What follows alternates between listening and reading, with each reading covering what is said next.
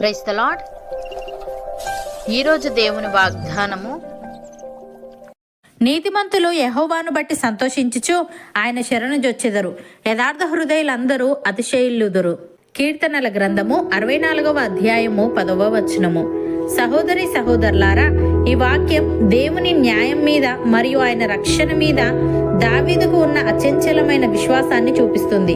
దుష్టులు కుట్రలు పన్నినప్పటికీ అంతిమ విజయం మరియు సంతోషం నీతిమంతులదే అని ఈ వాక్యం భరోసా ఇస్తుంది.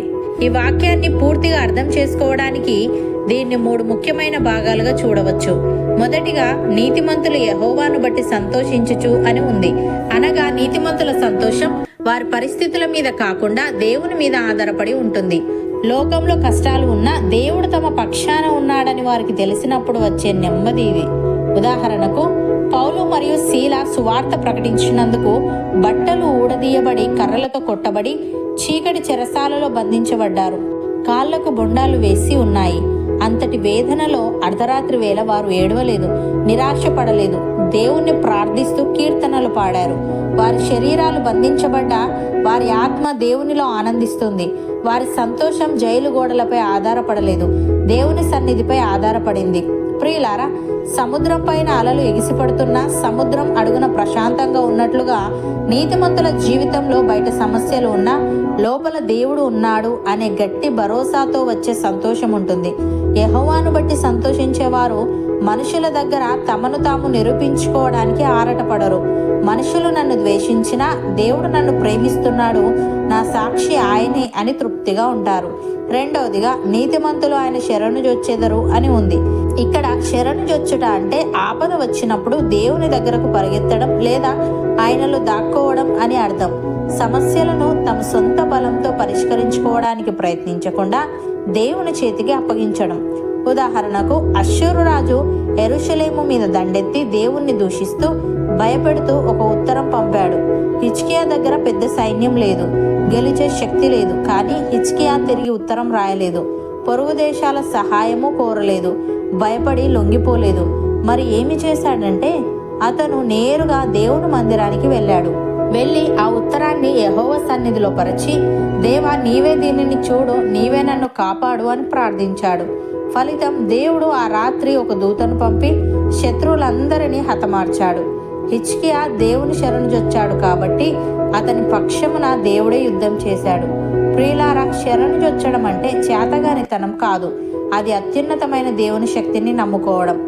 ఆకాశంలో గద్ద ఎగురుతున్నప్పుడు కోడి పిల్లలు భయపడి వెంటనే తల్లి కోడి రెక్కల కిందకు పరిగెడతాయి, ఎందుకంటే తల్లి రెక్కల క్రింద అవి సురక్షితంగా ఉంటాయి.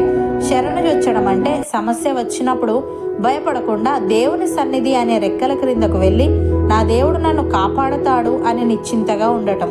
మూడవదిగా, యథార్థ హృదయులందరూ అతిశయిల్లుదురు అని ఉంది.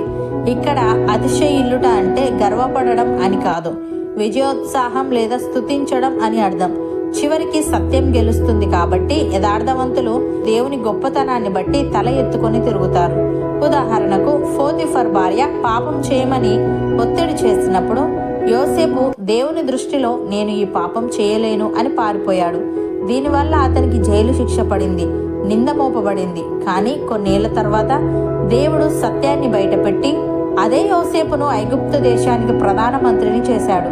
జైలులో వేయబడిన వ్యక్తి రాజు రథం మీద ఊరేగుతూ తల ఎత్తుకున్నాడు. అతని విజయం చూసి అందరూ దేవుని గొప్పతనాన్ని గుర్తించారు. ఇది నిజమైన అతిశయం.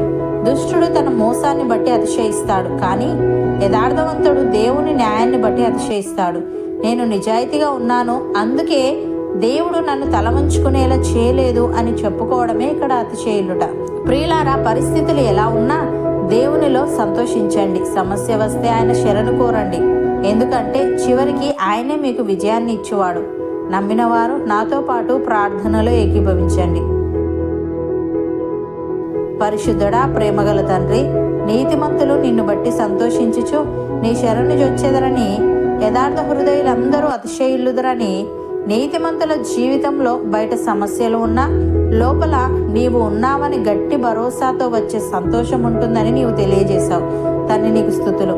దేవా, నీ శరణు జొచ్చడం అంటే చేతగానితనం కాదు, గాని అది అత్యున్నతమైన నీ శక్తిని నమ్ముకోవడం గనుక మేము సమస్య వచ్చినప్పుడు భయపడకుండా నీ సన్నిధి అనే రెక్కల క్రిందకు వచ్చి నా దేవుడు నన్ను కాపాడతాడు అని నిశ్చింతగా ఉండుటకు సహాయము దయచేయమని.